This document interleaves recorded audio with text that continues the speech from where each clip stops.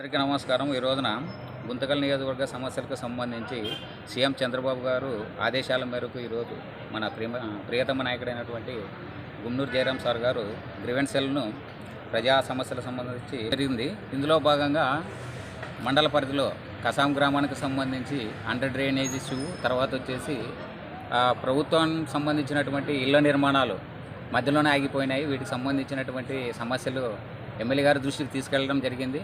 గత అంటే చంద్రబాబు నాయుడు గారి పీరియడ్లో 2014 నుంచి 2019 కాలంలో దాదాపు కసాపురం గ్రామానికి సంబంధించి గుంతకల్ మండలంలో ఎక్కడ లేని విధంగా 2,25,00,000 అండర్ డ్రైనేజ్కి సంబంధించి ప్రతిపాదనలు చేసి దానికి సంబంధించిన జీవో కాపీలు కూడా మన దగ్గర ఉన్నాయి. వాటిని ప్రభుత్వ ఆదేశాలు జారీ చేయడం జరిగింది.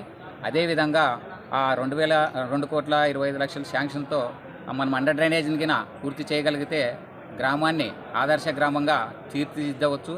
అదేవిధంగా గుంటకల్లు పరిధిలో ఉన్నటువంటి బుగ్గ సంగమేశ్వర ఆలయము, తర్వాత గుత్తికోటకు సంబంధించి గత చంద్రబాబు నాయుడు గారు హాయంలో ఉన్నటువంటి దాదాపు 20 కోట్ల వరకు శాంక్షన్ చేస్తామని ఆయన హామీ ఇచ్చారు.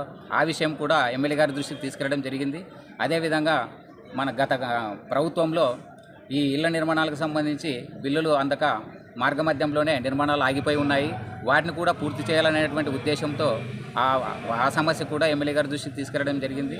ఆ రెండింటిపైన సానుకూలంగా దృష్టి కేంద్రీకరించి కసాపురాన్ని ఒక నమూనా గ్రామంగా తీర్చిదిద్దడానికి నా సాయశక్తుల కృషి చేస్తారని ఆయన హామీ ఇచ్చారు. ధన్యవాదాలు.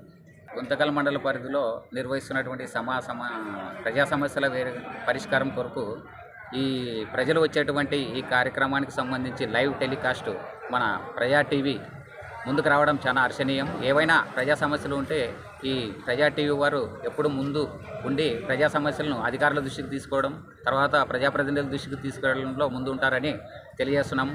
ఆ ప్రజా టీవీ వారి యొక్క యాజమాన్యానికి మా గ్రామీణ పౌర సేవా సంస్థ తరఫున ప్రత్యేకమైనటువంటి ధన్యవాదాలు.